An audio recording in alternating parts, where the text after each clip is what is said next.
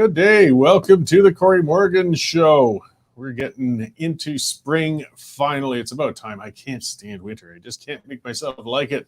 Starting to look a little better out there.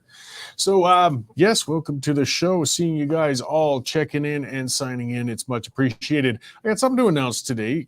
So some things are going to change a little bit. We actually have expanded and we're going to be broadcast to the Cowboy Channel, Wild TV, and RFD TV, which is great. You know, we're getting to new audiences, new folks seeing us. The pipeline's going to be broadcast there as well. But there are going to be some little changes to the format for you guys who are regular viewers of this show. It's going to be the same. We're still going to have a regular guest, lots of ranting and raving out of me, news check-ins from Dave, but it's got to be a little shorter because they got to put the breaks in. So it's going to be a little closer, more to the 45 to 50 minute mark rather than the hour you're accustomed to. But we can pack a whole lot into that period, and I'm sure it's all going to go well. It's great to spread out to new audiences and welcome viewers from across the whole country. We already have viewers from across the country, but now there's going to be even more of them, which is great. And there's always a lot to go on about.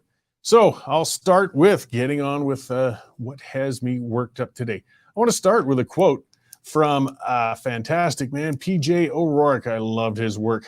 And this quote really says it well about, he calls it liberalism, I call it progressives. It's similar things. At the core of liberalism is the spoiled child.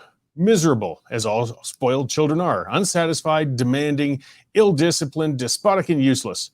Liberalism is the philosophy of sniveling brats. Yeah, so O'Rourke wasn't one for beating around the bush, and he summed it up brilliantly. May he rest in peace. Now, modern progressives live in a self-induced, entitled bubble. They know what they want to see while refusing to accept any explanation, though, of why they may not be able to have it.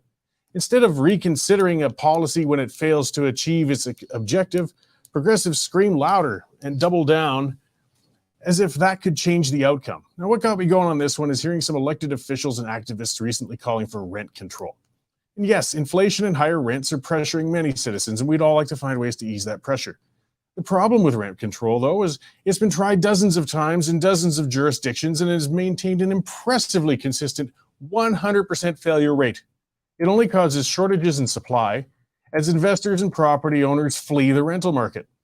Undeterred by reality, though, progressives insist on soldiering along and demanding rent control because this time, just maybe this time, it might work.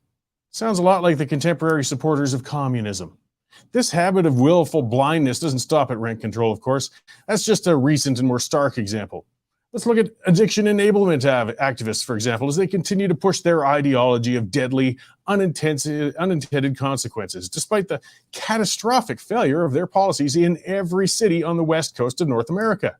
Supervised consumption sites, decriminalization of hard drugs, and a permissive environment for open drug consumption has caused overdoses to explode in cities. Portland, Oregon saw overdoses more than double under their progressive approach. Not to be outdone, Vancouver legalized hard drugs and is handing out safe supply.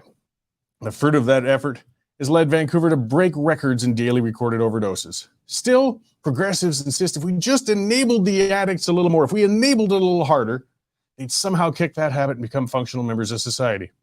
Look, addicts need treatment and they need mental health supports, but they don't need free drugs, and there's no such thing as a safe supply of meth. The addiction epidemic is complicated and has many factors attached to it.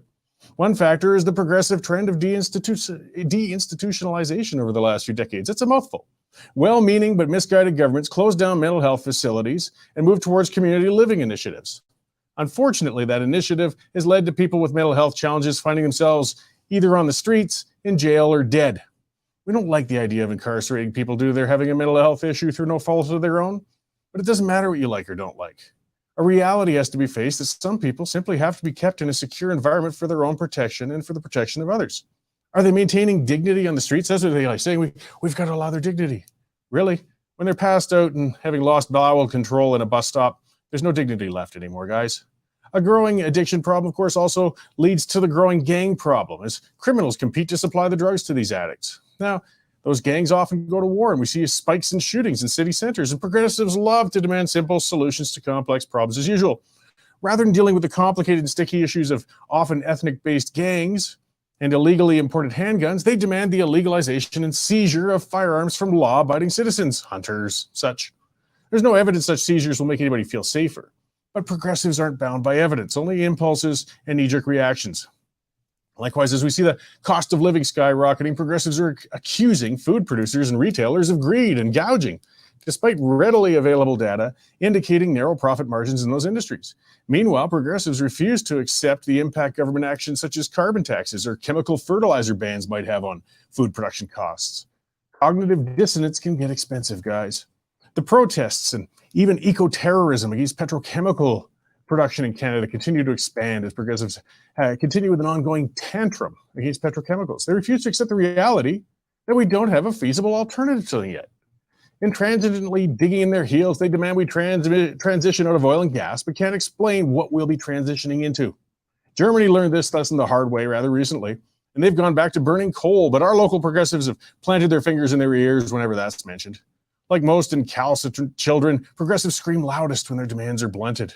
It's like a kid who gets denied ice cream. Just listen to them if somebody dares to point out that no matter how hard one might wish it, no matter how hard you try, no matter how hard you screw your eyes shut and scream it, you can't change a boy into a girl or a girl into a boy. People can make every effort to transition. I have no problem with respecting how they want to identify. I refuse to indulge in claims contrary to biological reality, though, and that's what progressives are asking us to do now. Conservatives aren't heartless, though that's what we're often accused of. We're bound by reality, even when the reality stinks. It doesn't matter if a policy feels good, and it doesn't matter how good the intentions are behind it. If a policy doesn't work, it needs to be abandoned. Conservatives aren't this way because we don't care. It's quite the opposite. We care enough to set aside our sentiment, even when it feels bad, in order to find solutions to problems that actually work. If we didn't care, we just let ourselves sink into the fuzzy world of delusion enjoyed by modern progressives. Well, that's what's got me wound up today, guys. Progressives at their best. All right, well, lots of news breaking and stuff going on as always. So let's check into the Western Standard Newsroom with our news editor, Dave Naylor, and see what else is going on out there. Hey, Dave, how you doing? I'm okay, Cory. Good afternoon. Like you, I'm looking forward to spring. Saw that picture of Duke, the wonder dog you had out earlier this week. He's looking forward to it too, isn't he? Oh, he's driving me nuts, those dogs. All that snow out there, they just get into the house and drive me crazy. But yes, I'm sure he's looking forward to getting and running around on some dry ground too. Yeah, absolutely. So hopefully it's on the way. Here's what we've got going on the website right now, Cory. Elon Musk, a very smart guy, as you know, and hundreds of other experts are calling for an immediate halt to artificial intelligence development until some safety procedures could be put in place. So that's interesting. We've got Amnesty International they like to stick their nose into other people's business, and today they're telling us that our record on climate change and Indigenous people is absolutely dismal. We've got a story, speaking of what you did on rent control. Calgary senior shocked to find her rent going up $450 a month. So that's indicative of the tight rental market here in Calgary at the moment, Cory. Arthur Kozlowski has been kicked out of as the head of the Alberta Independence Party. He says they were asking him to not talk about God so much.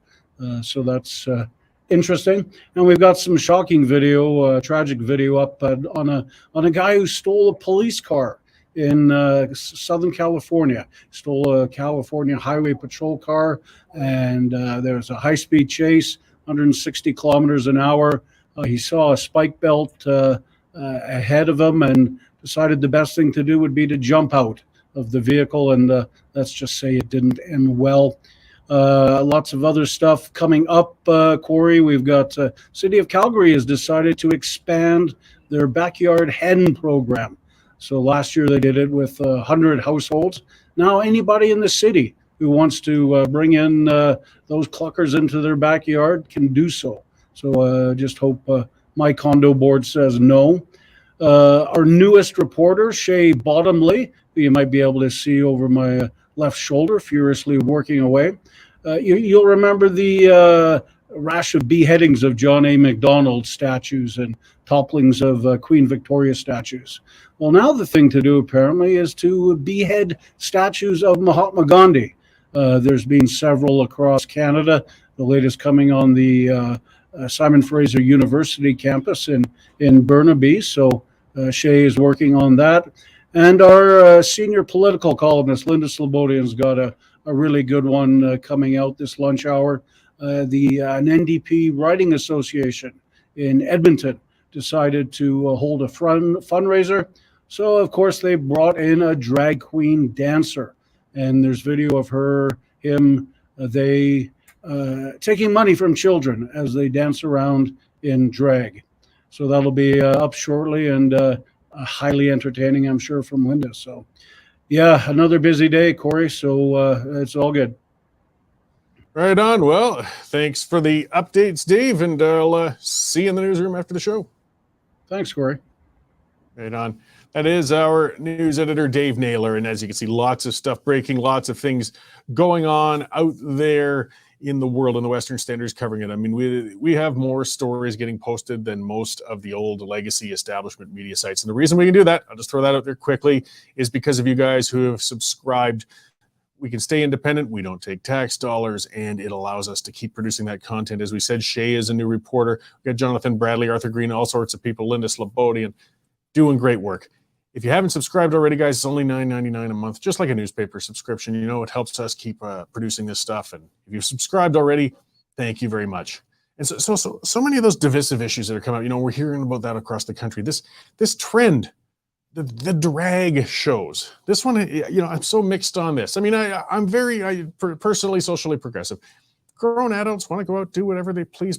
By all means, go to it. There used to be a bar in Calgary that held drag shows regularly back in the 90s. Nobody batted an eye. I mean, there was intolerance back then, and I'm certain, you know, there were people from the LGBTQ community who took chances at night. We had Calgary police raiding a bathhouse all the way into the 90s. Again, hey, these were grown people and they're a private establishment. They should be able to do what they want.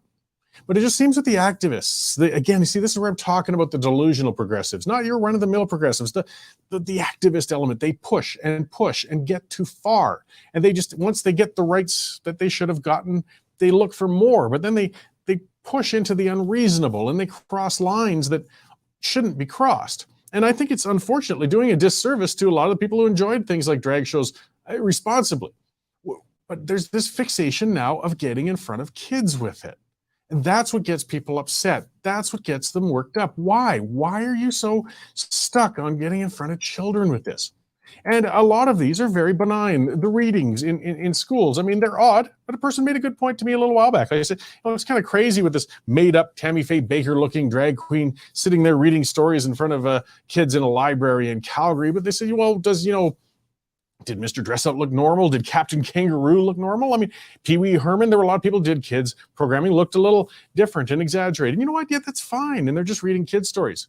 But we see the videos from where some activists have to cross the line, where they go into burlesque, where they go into stripping, where you have children putting dollars into the thong of a stripper. Look, whether that's trans person or a regular gender of any sort, that's wrong. But they keep pushing.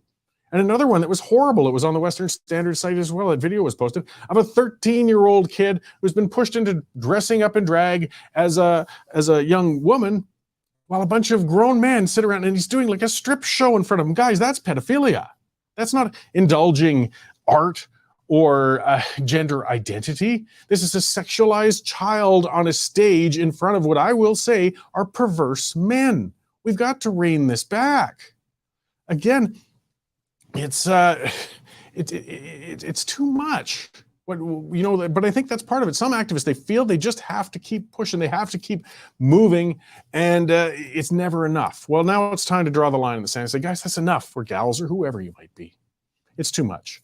One of the commenters here, Paradoxy, saying when Pee-wee crossed the line, he got rightfully canceled. Well, it's hard to say. Yes, if people don't remember, he was masturbating in an adult theater. I think it was in Florida. We're talking like 30 years ago or something. But it's not a good image for a guy who's running a children's show. So, you know, he got canceled and he got moved out of those things. You know, again, if you're a grown man and want to do those sorts of things in theaters, you know, it's your business, it's your hand, it's your part. But if you're going to run children's shows, that's where we start talking that difference, that people see the line that gets crossed, then we expect a different standard of behavior on your part. Other things, I'll stick to that theme of progressive tantrums, progressives getting too far. They're cutting the heads off Mahatma Gandhi statues. That's the first I heard of it. It was just with Dave's news check in there. That's ridiculous. I mean, come on. We're talking about a man who changed, the world. I mean, one of the largest countries in the world through peaceful protest. I mean, you might, again, disagree or agree with these things, but this attempted erasure of every little bit of history based on who knows what slight these lunatics have with them. And as I said, John A. Macdonald, that was happening all the time too. We can't measure historical figures under the lens of what we consider acceptable today. It's ridiculous, it's divisive, and it's destructive. It's absurd. John A. Macdonald lived by the standards of his time. And if you don't like some of the things he did, fine, but he was clearly a significant element of our history. He was somebody, it doesn't mean you have to even admire the statue, but you have to acknowledge it. Know that this person was an intrinsic part of the formation of Canada, and tearing down statues and crapping on the history of the efforts of others is bizarre and ridiculous. I said this on Twitter the other day, is let's turn it around a little bit. And believe me, this is tongue in cheek. But if you look around Eastern Canada, there are statues to Tecumseh, Chief Tecumseh, all over the place. There's a town named after him. There's schools named after him because he took part in some of the wars, getting towards, I guess, keeping Canada independent from the United States and Britain as a native Shawnee chief. But the Shawnee tribe, people forget to mention, they kept slaves. Yeah, they did. Look it up. Tecumseh was a slave keeper, and they would capture members from other bands, and they would actually sell them to European slavers down in the States. Horrible, horrible practice. Now, to hold Tecumseh to the standards that you guys are holding John A. Macdonald or even Gandhi now, which is still just floors me, shouldn't you be tearing down his statues too? Shouldn't you be erasing him from history? And no, you shouldn't. You shouldn't. Those were the practices of the First Nations in Canada hundreds of years ago. They've grown beyond that. We've grown beyond that. But we don't try to erase the historical figures of that time because they were acting on what was considered appropriate at that time. Thankfully, we can look at that and realize how far we've come along, how much better humanity is, how much better of a society we are thanks to, I guess, just social evolution and time and modern things. But common sense, it just is sadly lacking. As I said, we've got a progressive element, and it's going to help me segue into my guest here soon. With, as I said, they screw their fingers into their ears. They're screaming, they're demanding, they're howling, saying we must end petrochemical production and dependence and use. But we don't have a viable alternative. I don't know how many times they have to hit that wall. As we said, Germany hit that wall very, very hard, and they invested a heck of a lot of money into alternative energy sources, but they don't want to hear it. They just want to keep screaming and hoping, I guess, if we get rid of it, a solution will magically appear. Maybe some sort of alternative will come along, but it's not here yet.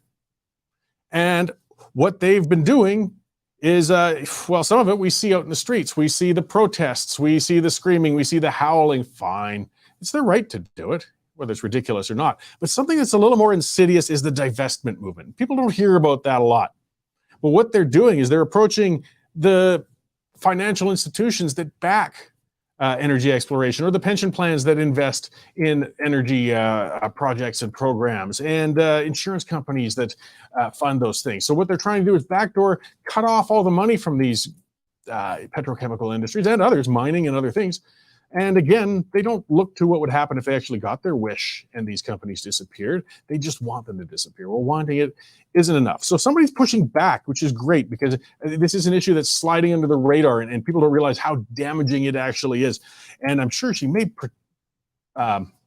correct me on the name pronunciation in a minute. As regular viewers know, I love slaughtering people's names, but I think it's Gina Pappano, and she's with InvestNow, I should say, and she's been working hard on approaching places and pushing back against divestment. So let's have her in and have a conversation about their effort as a group there. Hi, Gina, how you doing? I'm good, Cory. How are you? Good, thank you. Did I get that last name right? Yes, you did. It was perfect. Oh, okay. Great. There's a couple ways that one could have gone. So yes, I've heard them all. Well, as you might have heard from the lobby there, I talked a bit about the background of divestment and what's happening with it, but perhaps if you could expand a little more on what that is and where they're targeting some industries right now. Yes. So on the one side, we have investing, which is putting money into something. And on the other side, we have divesting, which is starving a company of the capital they need to thrive, survive, thrive, and even start up. And we've been seeing the divestment movement take hold in Canada over the last few years. You know, they started at the universities, calling on the endowment funds of universities to divest from any stock holdings of oil and gas companies. And now, as you mentioned, they've moved on to pension funds, as well as calling on the banks to stop financing and investing in oil and gas companies. So at InvestNow, we think that's totally wrong. We should be investing in our oil and gas companies. You know, we have some of the highest standards in the world. Our oil and gas companies are the cleanest. Demand is going nowhere but up. And we feel that Canada should be supplying the oil and gas that the world needs. And that's our main mission, is to fight against the divestment movement. And I mean, it can be terribly damaging. I mean, you know, if we just leave the markets alone, if they're non-viable industries, if enough of the people don't want to have any part of it, they'll stop investing in it. But this is different. This is intervening against the instincts of investors and trying to artificially stunt the flow of capital to these projects. And it can be very damaging for a lot of people and their pension plans. They might not realize it. Yes, the returns on oil and gas companies of late have been exceptional, and by just wiping out a whole sector, you know, that's artificially constraining a portfolio, and it's artificially constraining investment in a sector that is viable and so important to Canada, especially. Yeah, so I mean, your organization's been doing more than just speaking to it. Of course, your site's quite deep with a lot of information on, but you've been giving presentations and proactively going out too to try and counter this sort of activity, right? Yes, and our latest big push is to the banks. We've submitted some shareholder proposals, which I'll be presenting on in the next few weeks, and we're calling on the banks to commit to investing in the oil and gas sector, and to look at their the things that they've committed to, like net zero, which is, is another word for divestment, basically, because you're saying that you're not going to invest in oil and gas companies, and we're calling on them to commit to the sector, and we're calling on shareholders to vote for our proposal.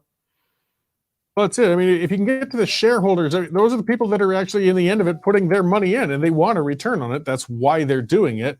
That's right. I think if senior levels of these companies are misdirecting what these shareholders bought into it, that's kind of inappropriate with what the goal of investment is. That's exactly right, and it's you're not only taking care of the shareholders when you're investing in viable companies, as you said, and you're allowing the markets to work themselves out, so to speak, but you're also taking care of stakeholders, because the whole purpose of divestment is to stem the climate crisis, but that doesn't do anything to help emissions reductions, because the oil and gas that the world needs and is demanding is going to come from somewhere. So we believe that Canada should be supplying that oil and gas. And why should we be hobbling Canada and our economy and jobs and everything that relies on oil and gas to chase this non-existent, this goal of emission reduction, which isn't, it's not happening. Yeah, I mean, it's something that the divestment movement, I guess, kind of overlooks, is that energy producers, oil and gas and other things, still have made great strides in reducing the emissions that they do produce. I mean, we won't hit zero, but they've done great advancements with carbon capture, with cleaning up oil field practices, and a lot of other technological advances that reduce the impact on the planet in general, whether it's emissions or even on ground footprint. But the divestment movement refuses to acknowledge that. That's right. And investment really, it does foster innovation, because if you have capital, you will be innovating. You're constantly innovating. You're always trying to do better. If you take away that investment or that capital, then it means that we're starving the industry of innovation. Well, and you've got I imagine you don't want to get too specifically political, but a challenge with the federal government is giving a bunch of incentives to green investments, but it's kind of been pretty silent when it comes to our existing industries. Yes, and the question we always have is, why are we hobbling ourselves? And meanwhile, China is permitting 2 new coal plants per week. In 2022, they were permitting two new coal plants per week, when they could be we could be the supplier of choice. We could be an energy powerhouse, and we're hobbling ourselves for no reason. Well, yeah, and I'd mentioned Germany earlier. Like we've seen the examples. Yes. Any realistic economist is pointing out there's going to be still a growing demand for petrochemical products, probably for decades to come yet. So I mean, Yes. we have to face that reality. Germany kind of refused to face it. They put billions and billions and billions of dollars into renewables, and when push came to shove, they found themselves over a barrel, and they actually had to start burning coal again. I mean, the irony of that whole mess is, but it seems to be lost on anti-petrochemical activists. That's right. And we just need to look at Europe for an example of where Canada is headed. And unless we change the attitudes and get our message out there that investment is key and not divestment, we will be following in their footsteps. What Europe is going through right now, they're deciding between eating and heating. The energy prices have skyrocketed. There's no supply, and Canada could be there to save the day. And as I noticed on your website, of course, I mean, it's predominantly we hear about oil and gas, but this doesn't stop just there. And anything that activists could deem to be irresponsible environmentally or socially by their measure, they could start doing the same thing, whether it's livestock producers or fertilizer use in agricultural applications, or mining or forestry. Mining, exactly. We're advocating. We started with oil and gas because they've been the most demonized, but we are keeping our eye on all those 4 sectors that you just mentioned, all the natural resources sector, which Canada is blessed with. We have an advantage by having all of these natural resources, and we should be fostering the national resources. We should be investing in it. So this kind of all ties into that whole ESG, I would call it a fad even, but it's a destructive one. It's basically saying that our corporations, our businesses shouldn't actually be focused on making money, that their role is as some sort of philanthropists in the world with environment and social governance and such. But that's speaking of divestment, that's a divestment from the reality of why those places were formed in the first place. But their boards are starting to embrace this stuff. And how do you turn back that trend a little bit? Well, we have seen a little bit of pushback in the industry. Vanguard exited out of a net zero, like a global asset manager alliance, because they realized that you can't just blanket divest from a sector. That is the antithesis of ESG investing. If you wanted to go that way, you can't just say, oh, we're never investing in an oil and gas company. You're not even looking at their governance standards, their environmental standards, their social standards. And especially in Canada, where our standards are so high, to just say, oh, we're not investing in oil and gas anymore, that is not ESG investing at all. And we have seen some pushback, in the US. The CEO of Jamie Dimon said to divest from oil and gas would be hell for America. And I would say it would be hell for Canada as well. So we need to get our message that divestment is wrong. It's not good for Canada, not good for Canadians, not good for jobs, and not good for innovation. Not good for shareholders either. No, and even speaking to shareholders and organizations, have you been in communication, your organization, with elected officials or government bodies of any kind on this issue? No, not on this issue, but we're our this first initiative reaching out to shareholders. We have been doing that, and we've gotten some good feedback that people will be voting for our proposal. So we're happy to hear that, and we're just going to keep pushing step by step. So as you move, I know you got a petition on the go and a few other things. Before I let you go, then, where can people find more information on how to help, support this I say push back against, an unreasonable and destructive movement? Where are you guys based?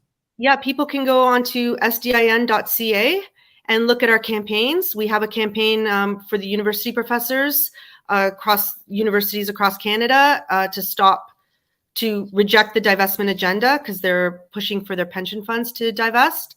And they can look at our campaigns and sign on to our resolution where we say vote against divestment. Excellent. Is there anything more you'd like to add before I let you go? Just that, investment is good, divestment is bad.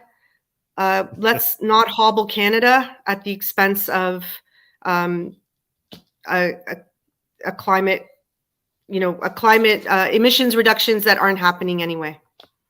And Canada should be the one to supply the demand. Great. Well, thank you very much for joining us today to talk about it and for your work and pushing back against this unreasonable movement. I hope it continues to go well for you. Thank you, Cory. Thanks very much.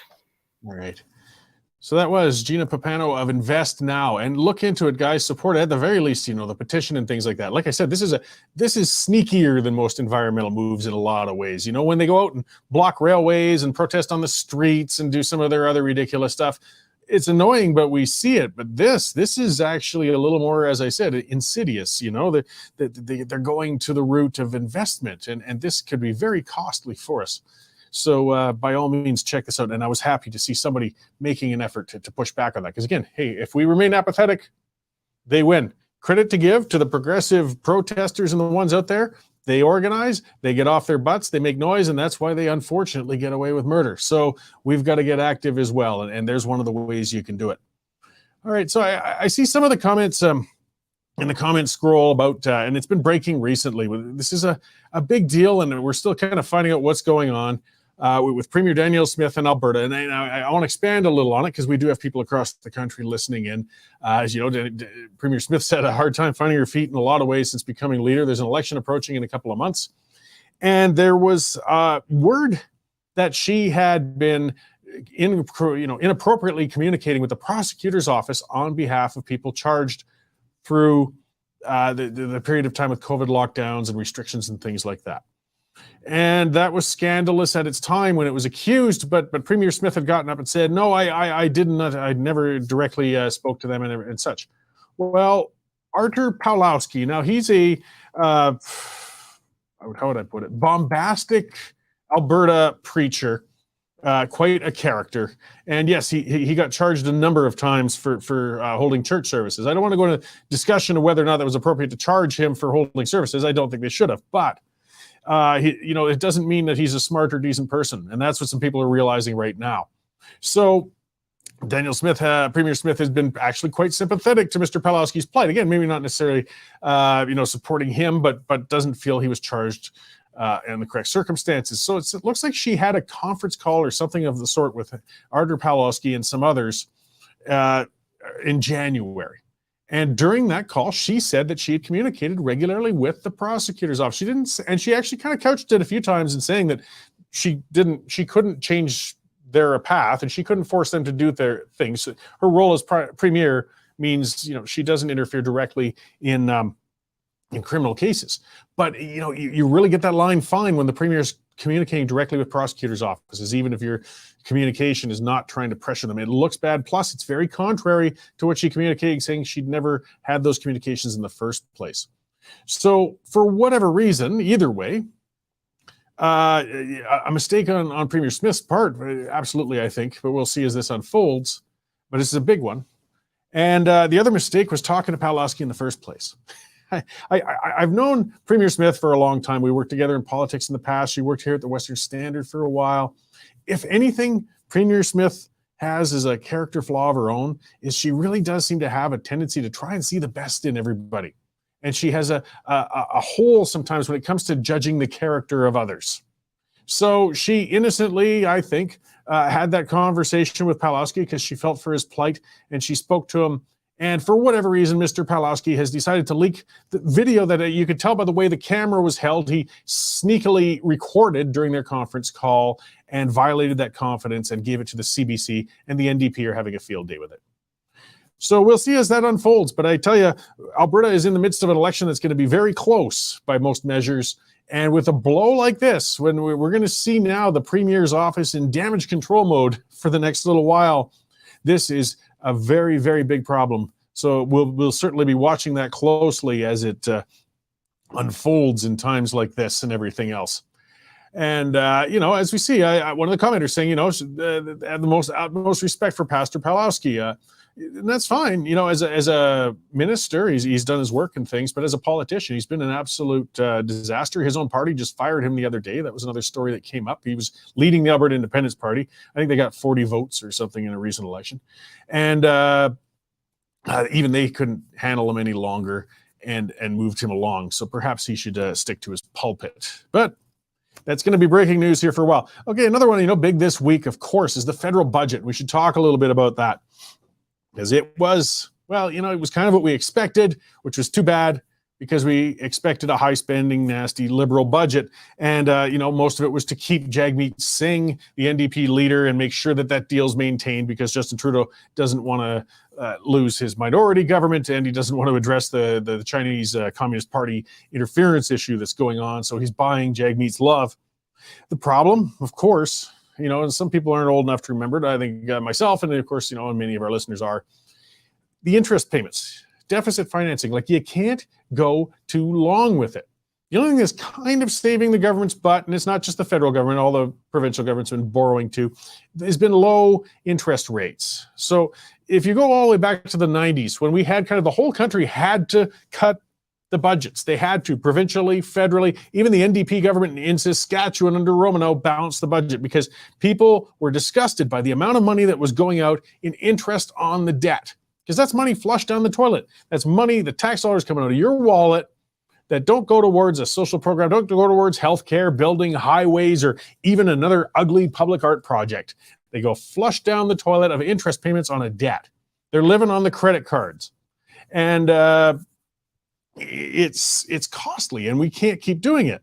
So now, right now, the interest charges is going to be $44 billion a year on Canada's federal debt. That's your money. You're working hard. You're paying your taxes. Well, $44 billion of that is going into interest. Now, if the government sticks with their budget, which I doubt they will. You got to remember, last fall they put out a budget update saying they were going to be balanced this year, and now they're, billions in deficit, or not balanced this year, but balanced soon, and they were going to reduce the deficit, and that grew in just a matter of a few months. So, but if the projections stay the same, we'll be paying $50 billion a year in interest by 2027. Money flushed down the toilet, wasted. So we've got some serious problems on the federal front, guys. And what are they doing with the money? Are they being responsible with it? Is it benefiting us? Well, look at some of these things. Well, we got the notes of Harrington Lake, the cottage that Prime Minister Justin Trudeau resides in when he's not traveling and staying in $6,000 a night hotel rooms to have impromptu karaoke parties during funerals. And $20,000 a month is the maintenance cost. Just the maintenance of the cottage Trudeau lives in. I mean, the specific expense is $116,000 for mowing snow and ice control. Really? How do you get those contracts? Well, yeah, we got an idea how those things happen. They have no respect for our money whatsoever. Even if you were very wealthy and lived in a large place with large grounds, do you really think you would blow $116,000 a year for your mowing and snow and ice control? Really? But they don't care. They don't care. They don't work for the money. They take the money. They take our taxes and they blow the budgets.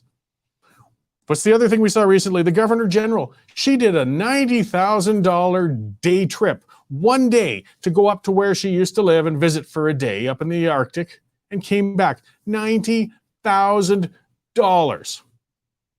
We got so many families having a hard time making ends meet right now.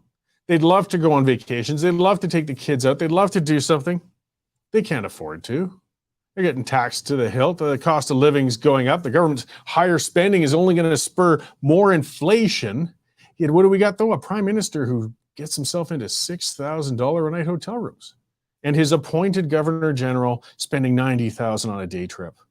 They don't care about you. They hold you in contempt. I mean, this is insulting. Insulting when you work. All right, I'll turn the page and get on to something else that's got me a little, worked up, and it's bad. This trend, and we're seeing lately with people on bail killing people It's happening all the time. So we're finding out they're on bail or they've been released and arrested again. The 16-year-old kid who was randomly attacked on a Toronto train, murdered by a man. Turns out the man had a long criminal history and he was out on bail. He killed somebody. You know, the officer who was killed, the OPP officer just recently last year, was killed by a man on bail. We have Constable Shaylin Yang. She was killed at a homeless encampment in Burnaby last fall by a person who, again, has serious mental health issues and was known, but was released again. You know, we saw that horrible stabbing in Vancouver the other day at a Starbucks. You know, that video was going around. It was just mortifying. I believe the Western Standard had it up too. You know, it was awful. He was stabbed. He bled out right in front of people. And lots of people have questions. One guy just sat there having a coffee. The other's wondering who just stood there filming it. You know, some of the questions with that. But the guy who did that apparently had no record. Okay, see, sometimes they come out of the blue. They clearly have a mental health issue. This stabbing happened apparently because the man had asked a man to stop vaping next to his kid. And instead of stopping vaping, the man pulled out a knife and stabbed him to death. Horrible. But now we couldn't prevent a lunatic like that man who stabbed him. You couldn't see it coming perhaps at this point, but now we have him. He's in custody. He's been charged. You know what? Let him die of old age in jail. Quit letting guys like this out. A man capable of that cannot be repaired. They can't be fixed. They can't be made safe for society. We have to have real life sentences. The officer killed in Quebec, thrown out of a window by a man who'd been in and out of mental health facilities for most of his adult life. Again, why was he loose? It cost another life. The 16-year-old kid who murdered 2 police officers in Edmonton a couple of weeks ago. Again, he'd had back and forth mental health facilities. Now, it's easy to judge with hindsight. It's hard to say if he'd done enough bad things to keep him locked up within a mental health place. But a lot of what's happening, it gets back to that deinstitutionalization, where we've closed down our mental health facilities. We aren't keeping people within them. And it's dangerous. It's dangerous to the people within those facilities, and it's dangerous, of course, to the public when they get out. We don't like to think, as I said, of keeping people incarcerated because of an illness, and it is an illness. But, you know, they don't have to be, and that's part of it. I had some of those Twitter discussions. If people really want to, by the way, I'll just get that out there. If you really want to interact with me, get into the fighting, Cory B. Morgan on Twitter. That's where we have those discussions. And I talked about that, and the guy said, oh, you just want to lock people up in torture chambers that are insane asylums, and you want to, you know, these awful places of abuse. Come on, guys. They aren't like that anymore. Not even close. Too many. One Flew Over the Cuckoo's Nest, one of the best movies I ever saw, and it was also, I think, one of the most devastating ones on society because it gave, well, perhaps that was some of the way those institutions were at that time, such a negative impression. But rather than reforming the institutions, we closed them. And what happened to people? What happens to somebody? Their family can't keep them under control anymore. They have serious mental health problems. Police can't control them. We don't want them in jail. They aren't criminals. They're sick, but they end up on the street. And then they self-medicate, which often ends up meaning methamphetamines or fentanyl or other opioids. Yes, the street people, we see a lot of them. That's why you often hear of addiction mental health services tied together, because they are very closely tied together. We need to have the ability to take these people in. And yes, in a lot of cases means you have to hold them, whether they want to leave or not.